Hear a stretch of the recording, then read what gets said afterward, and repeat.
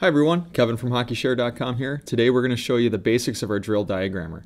So the online drill diagrammer works really simply in a drag and drop fashion. So I put my mouse over any of the objects on the left hand side that I want to add to the surface. I click and I pull it over to the surface and I drop it wherever I want it on the surface. From there we can just click to highlight it and drag it anywhere we want. We can change the color by highlighting it and then clicking on the color at the bottom that we want.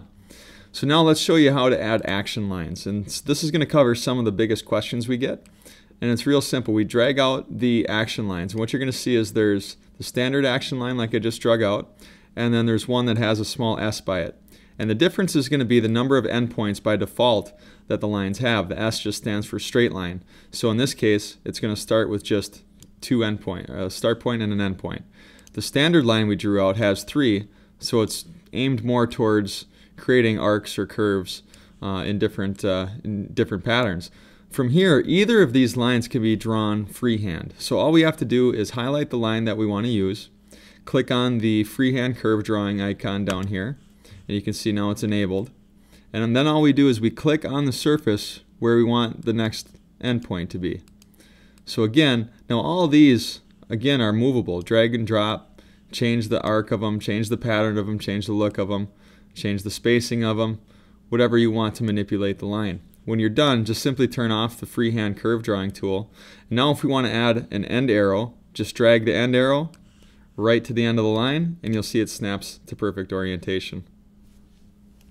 Next we're going to show you a couple quick time savers. So the first one is the ability to actually move objects without having to drag it with your mouse. So once an object's highlighted, simply click the Shift key and then use the arrow keys on your keyboard to manipulate the object.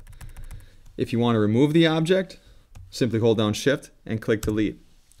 Next we want to show you how to merge different lines. So in this case, let's say we wanted this path of X1 to be some sort of a pivot where they're coming backwards now back into the zone. Well, instead of having this gap between the two lines, what we're going to do is we're going to highlight one line, we're going to turn on the Connect Lines button at the bottom, and we're going to drag the endpoint to the endpoint of the line we want to connect.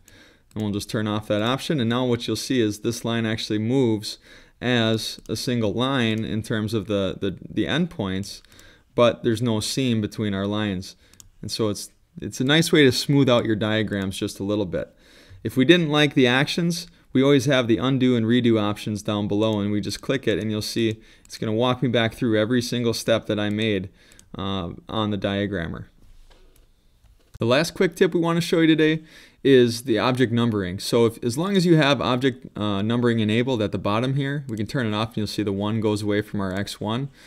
What you can do if you want to change these, maybe you want a full line of X1s. Well, that's totally possible. All we have to do is simply highlight the object you want, put our mouse right by the number, and what we'll do is we'll just use the keyboard then to make these X1s. And so this supports up to 2 numbers. So you could do 11, and it also supports letters, so if you want to do A1 or F1, it all works. But again, it's just another way to customize your drawing and make it exactly like you want it.